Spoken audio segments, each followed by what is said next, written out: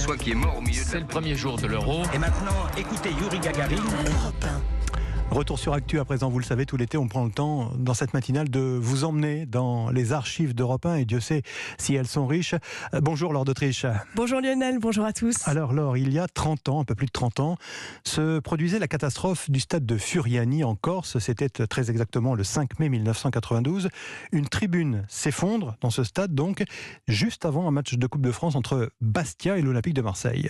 Oui, les spectateurs sont dans le stade comble. Une tribune supplémentaire métallique a été installée spécialement dans laquelle 10 000 personnes battent des pieds à l'unisson.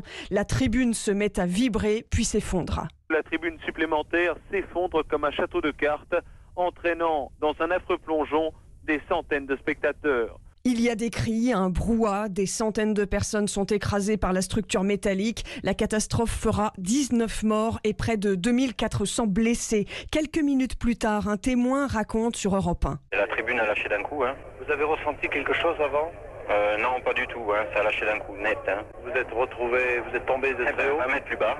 20 mètres plus bas, j'ai attrapé mon gamin et puis ma femme a été blessée. Pression trop forte, défaut du système, installation défectueuse. L'enquête doit alors le déterminer. Alors, pour l'heure, les secours arrivent et tous les hôpitaux de la région commencent à être saturés, Laure.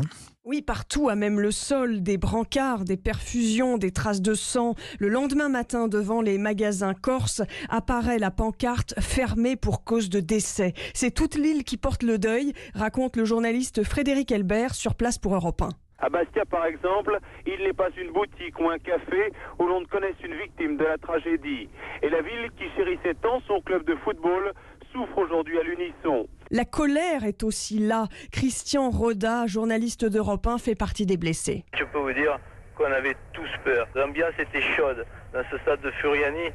Lorsque les joueurs marseillais sont arrivés, lorsque les dirigeants sont arrivés, c'était tendu, les gens tapaient des pieds, ça ne ressemblait plus à du football.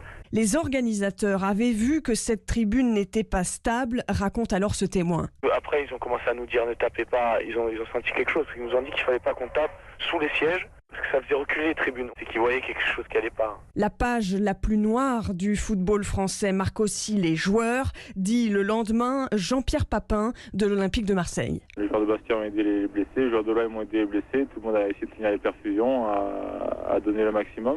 Je crois qu'on a vu l'horreur hier, je crois qu'il faut vite l'oublier, mais ça sera difficile. Et au moment du procès, 3 ans plus tard, en 95, tous les prévenus écopent d'une peine de prison avec sursis ou d'une amende, sauf un qui écope d'une peine de prison ferme de 2 mois. C'était le constructeur de la tribune. Ouais, le drame de Furiani, une trace indélébile pour le football français, mais aussi pour la Corse. Merci Laure d'Autriche, à demain.